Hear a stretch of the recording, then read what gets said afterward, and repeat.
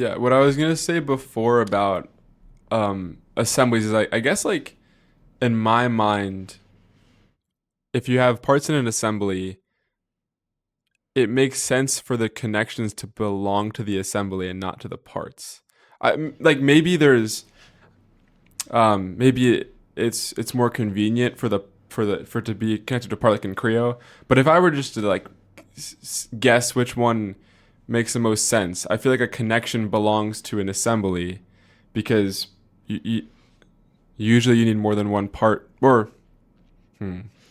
Because it can go both ways. Wait, can you click on a part and see everything it's assembled to, like the connections in there, or you can't even? Yeah, you can. Oh, There's you can? Well, then there's a that's nice little shortcut H Yeah. that'll show mates. So if I hover That's over pretty this nice. part, all the mates associated with that part will kind of highlight. They Yeah. have symbols.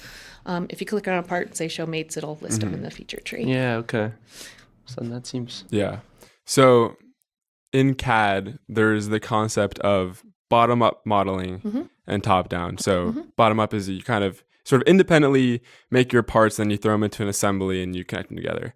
But top down is, you sort of build the parts together in an assembly and you define things in context with each other. What are the differences with that? Like, what does that workflow look like in Onshape and in Creo? Which one do you like better? So Creo's got some really interesting things that we don't get to in an academic setting, but they've got skeletons. You can absolutely bring in like a sketch and copy those components out into other parts. You can do all of that like part building. You can do that right in an assembly. So if you open up an assembly in Creo, you can either bring in a part or you can create a part right there.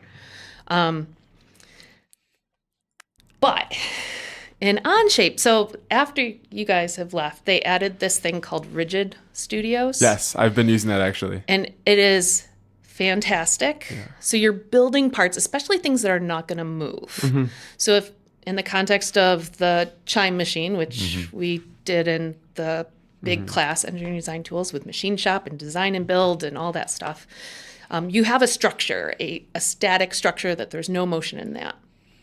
And you can have lots of parts at different angles, and trying to assemble that would be really painful. And Onshape makes this very easy to do by just building it in the Part Studio. And when you bring it into the assembly, you bring it in rigid. So there's no motion on anything. It's all fully defined.